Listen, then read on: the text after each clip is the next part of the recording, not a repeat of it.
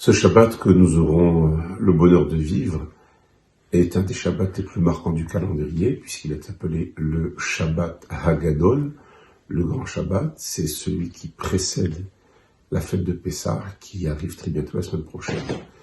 C'est l'occasion pour tous les Juifs du monde de se réunir dans leur synagogue et d'écouter la dracha, le commentaire, le discours du Shabbat Hagadol, qui est à la fois un commentaire symbolique de la fête de Pessah et aussi les indications halachiques, les indications précises du comment cachériser une maison, comment conduire un seder.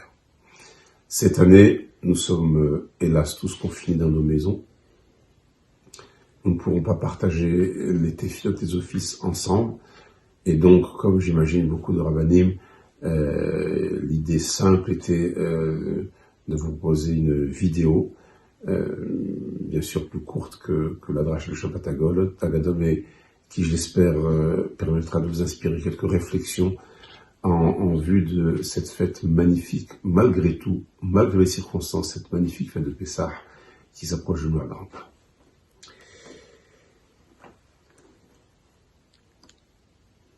La nuit du 15 Nissan est la nuit où, il y a plus de 33 siècles, naissait le peuple d'Israël. C'est la naissance du peuple d'Israël qui se passe cette nuit-là. Un ensemble d'individus soumis pendant 210 ans à un esclavage, à une humiliation, à une dégradation permanente, va être enfin libéré après que les 10 plaies aient frappé l'Égypte, sous la houlette et la direction de Moshe Rabbeinu. Et la nuit de la naissance du peuple d'Israël, Hachem, le créateur du monde, par le biais de Moshe Rabbeinu, ordonne 2 commandements. Le premier est la Brit Mila, la circoncision à tous les Hébreux qui n'étaient pas encore circoncis, car la Brit Mila était la condition de pouvoir accomplir le second commandement, celui du sacrifice de l'agneau pascal de Pessah, qui sera consommé cette nuit-là avant de quitter l'Égypte. Chose que vous savez sans doute tous, les Bnei Israël, qui sont dans leur demeure, prendront le sang de la Brit Mila mélangé au sang du Korban Pessah de l'agneau pascal, et ce double sang sera badigeonné sur les portes des maisons des Hébreux. Pourquoi? Alors la Torah, donc dans le chapitre 12, verset 7 du livre de Shemot, de l'Exode, précise « Velakhu min hadam » et ils, les enfants d'Israël, prendront du sang, « Venatnu al-sheta mezot » les mettront sur donc les 2 poteaux, ce sont les axes verticaux du cadre d'une maison, vers la mashkof et sur le linteau, c'est la partie horizontale du cadre de la maison, à la batim, sur les maisons, asher yuchlu otam bahem, dans lesquelles ils mangeront. Ordre est donné à tous les bénis Israël de marquer par ce double sang à l'entrée de leur demeure. Pourquoi?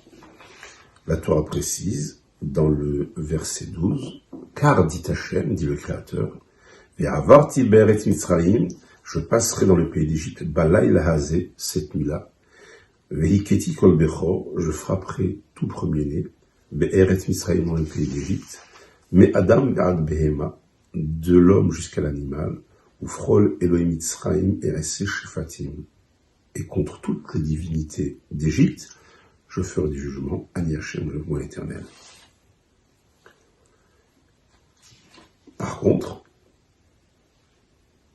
Veraïti et Adam, dans le verset 13, il est précisé, quand je verrai le sang, sous-entendu sur les linteaux de vos portes, ou passahti alechem, je sauterai littéralement par-dessus vous, vous les maisons des Hébreux, velo yebaem negef, il n'y aura pas en vous d'épidémie, ni machrit de destruction, be'akoti be'Israël, lorsque je frapperai dans le pays d'Égypte.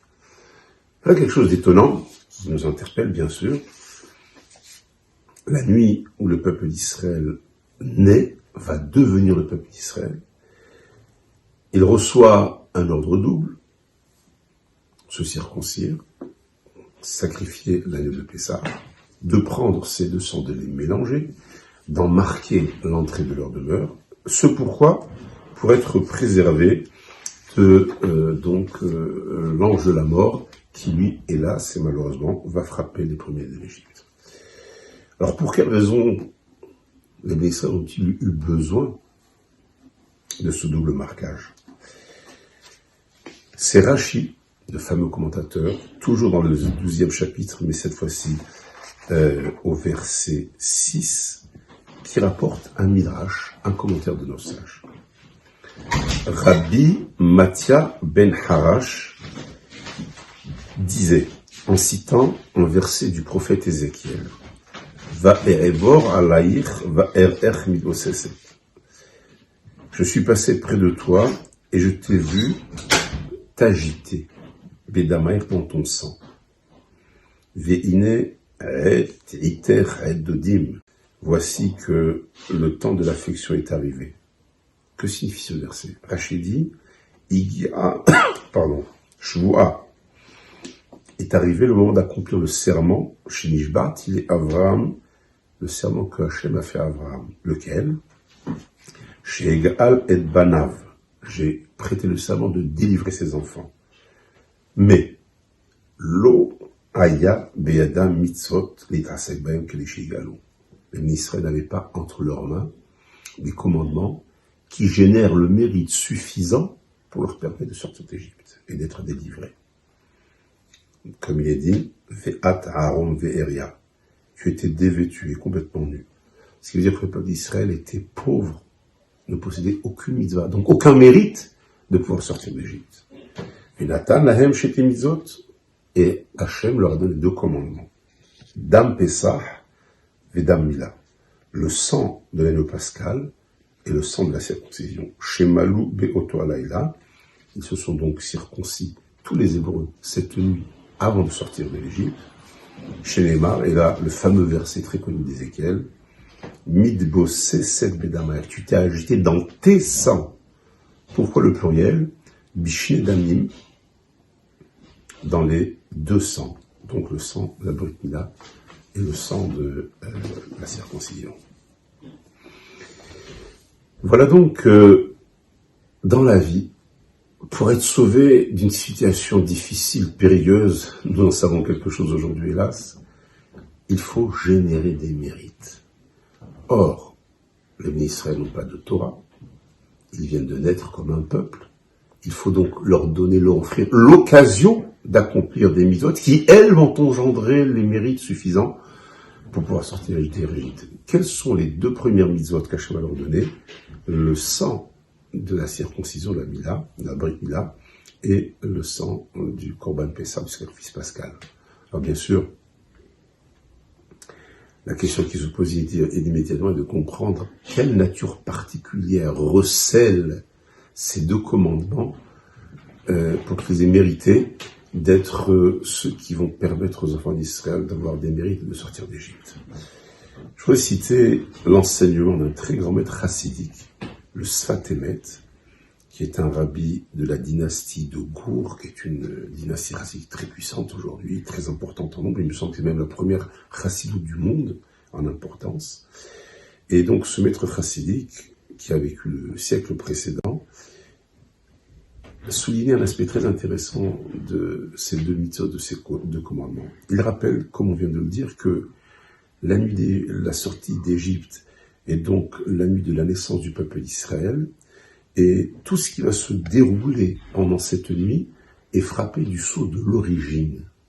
Origine du peuple d'Israël, naissance du peuple d'Israël. Et donc, ces 2 mitzvot sont des mitzvot originales qui, après elles, vont engendrer toute la suite de l'histoire, notamment de la marche dans le désert, notamment de l'arrivée au pays du Mont Sinaï, et surtout du don de la Torah.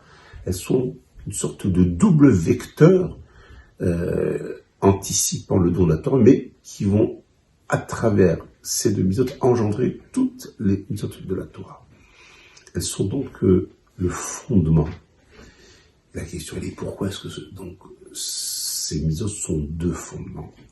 C'est le grand-père du Sfat Emet, qui s'appelait Chidush HaHarim, qui lui était le fondateur de la dynastie de Gour, qui rapproche ces deux commandements d'un texte du Talmud. Très intéressant comme juxtaposition. Donc le Chidush Harim dit que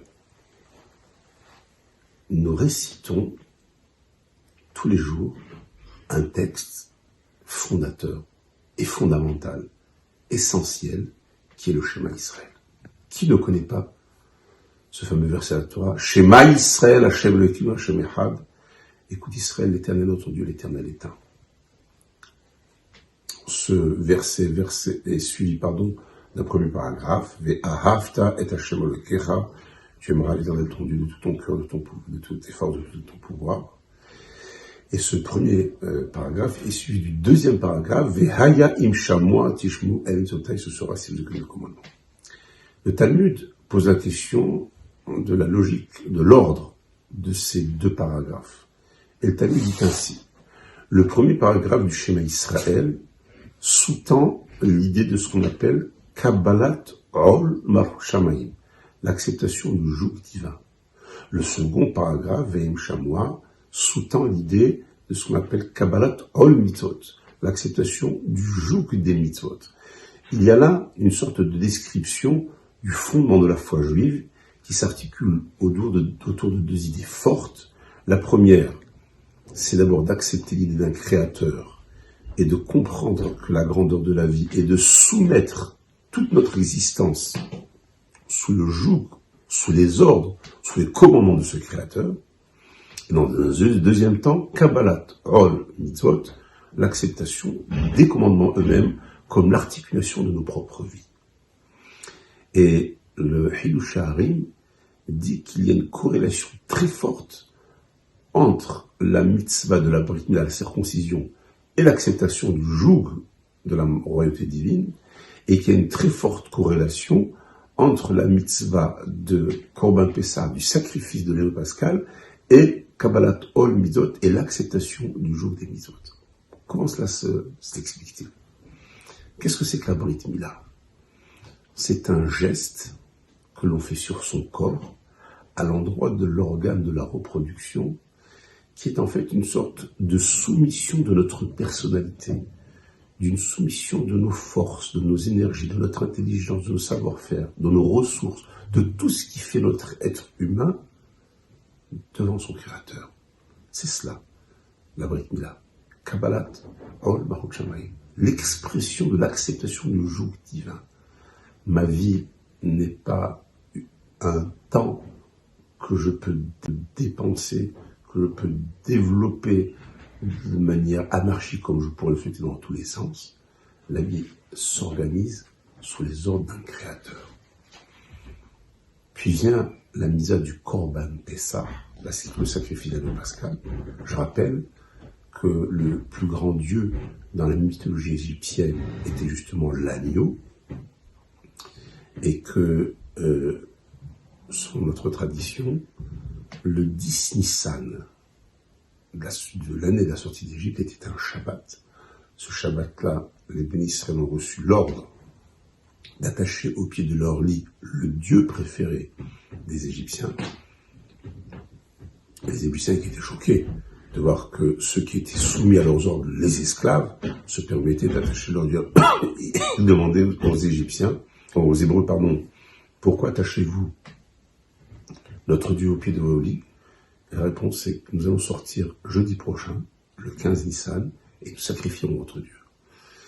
Et là, il se passe une chose incroyable, le symbole le plus fort de l'Égypte va être bafoué devant les yeux des Égyptiens, il n'y a aucune réaction. C'est le miracle qui a donné son nom au Shabbat Agadol, au grand Shabbat. C'est un grand Shabbat parce que les Égyptiens n'ont pas réagi négativement. Et donc, sacrifier la plus grande des idoles, c'est justement condamner totalement l'idée de l'idolâtrie. C'est ça, le sacrifice de Pessah. Et c'est donc refuser l'idolâtrie pour marquer la prééminence de l'idée d'un Dieu unique. C'est cela, Kabbalat Ol Mitzvot, acceptation du joug des commandements divins. C'est marquer l'unicité, la puissance de ce Dieu, de ce Créateur auquel nous soumettons. Voilà, disait le Chidush Harim, le point de connexion entre ces deux mitzvot originelles, ces deux mitzvot sources, ces mitzvot premières qui ont permis, dans ce mélange des sangs de la circoncision, symbole du joug de la royauté divine, mélangé au sang de l'anneau pascal, symbole du joug des mitzvot, de cette annulation de soi et du refus total de l'idolâtrie, qui combinés ensemble ont généré le premier mérite qui, dans la nuit de la naissance du peuple d'Israël, lui permet de sortir d'Égypte. Ça nous renverrait à une réflexion sur la mezouza, puisque la mezouza orne les linteaux de nos portes exactement à l'endroit où ces sangs étaient mélangés, mais peut-être que, si Dieu veut, Imer Tzachem, l'année prochaine, nous serons dans nos synagogues, nous aurons l'occasion donc de commenter plus en avant cette idée. Voilà, chers amis, je souhaitais partager cette petite réflexion en guise de Dracha de Shabbat Hagadol, sans oublier tout d'abord de souhaiter qu'Hachem envoie Refoua Shlema, une guérison prompte à tous ceux qui, dans le monde, juifs et non-juifs, sont dans la souffrance, sont dans la maladie, et qu'Hachem apporte la consolation, hélas, aux familles éprouvées, mais surtout vous dire que ce que diront certainement, ce que nous dirons tous, et ce que nous disons tous, Benissan Nig'alu, au mois de Nissan, ils ont été délivrés les enfants d'Israël, ou Benissan, et au mois de Nissan, Ativin et Igaël, c'est le mois par définition où le peuple d'Israël a le plus de chances d'être délivré. Alors ensemble, on va, dans nos maisons, dans notre confinement, ne pas perdre courage, ne pas perdre notre optimisme, ne pas perdre notre lien à notre Créateur dont on se rend compte aujourd'hui combien lui décide, lui dirige, lui organise, lui oriente. Et c'est donc vers lui que on adresse nos suppliques et nos prières en lui demandant de très vite libérer le monde de ce fléau difficile, de cette épreuve du virus Corona, pour que nous puissions revenir à une vie plus équilibrée, où, fort des leçons que nous tirerons de cette épreuve, nous serons sans doute de meilleurs époux, de meilleurs parents, de meilleurs fidèles, sans doute de meilleurs concitoyens, en un mot, de meilleurs individus. Je vous souhaite, et je nous souhaite, une belle fête, pleine de lumière, pleine de joie, en dépit des difficultés dans nos maisons, autour des tables du Seder, peut-être moins garnies que d'habitude, mais pas moins vives, ni moins fortes, ni moins pleines d'espoir. Chag Sameach.